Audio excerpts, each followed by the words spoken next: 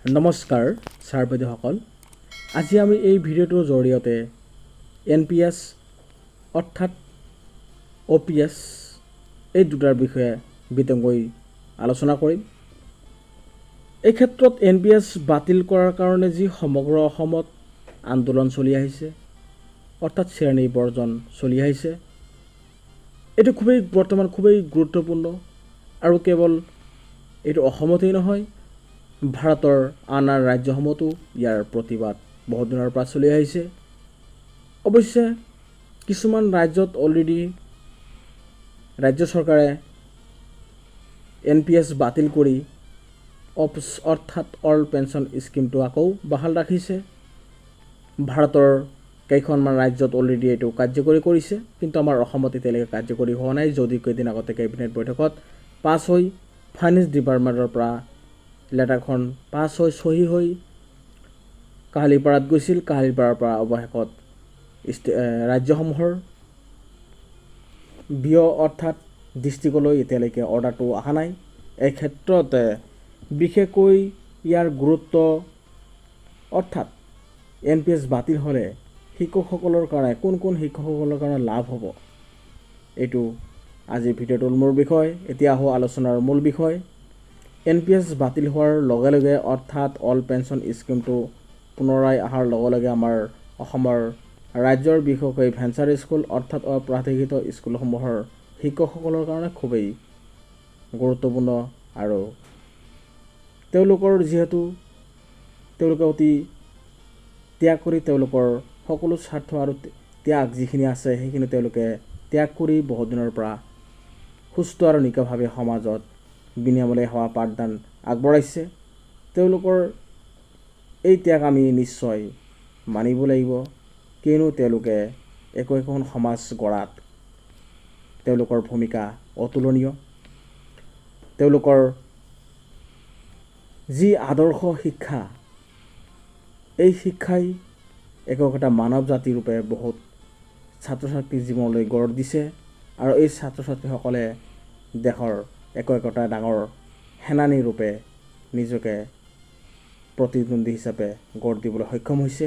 গতিকে এই শিক্ষকসকলক আমি শিক্ষকৰ শ্ৰেণীত আনিব লাগিব। চৰকাৰে এই ক্ষেত্ৰত তেওঁলোকক বহুত দিনৰ পৰাই অৱহেলা কৰি আহিছে, কিন্তু তেওঁলোকৰ প্ৰাপ্য তেওঁলোকৰ নিশ্চয় এদিন জয়ী হ'বই।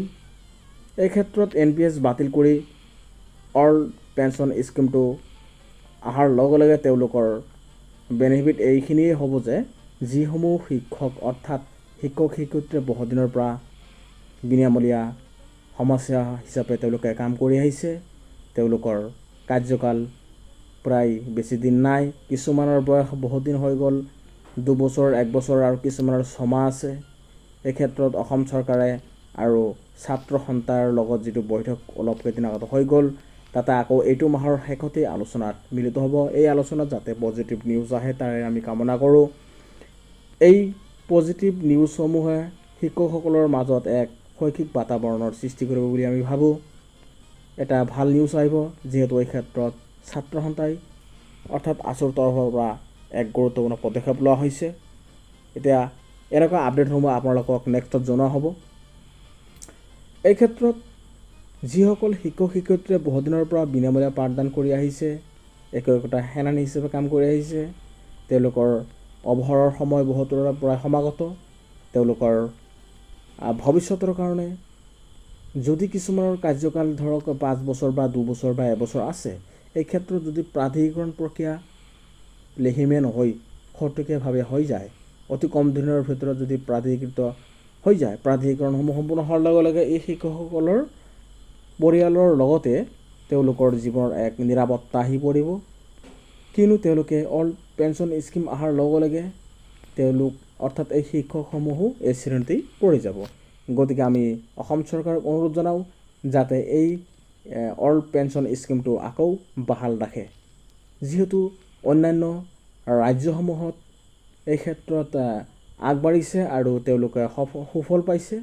গতিকে আপোনালোকৰ সমস্যাসমূহ চৰকাৰে যাতে অতি সুচাৰুৰূপে অতি সোনকালে সমাধান কৰে, তাৰ কাৰণে আমি আশাৰে বাট চাই আছোঁ।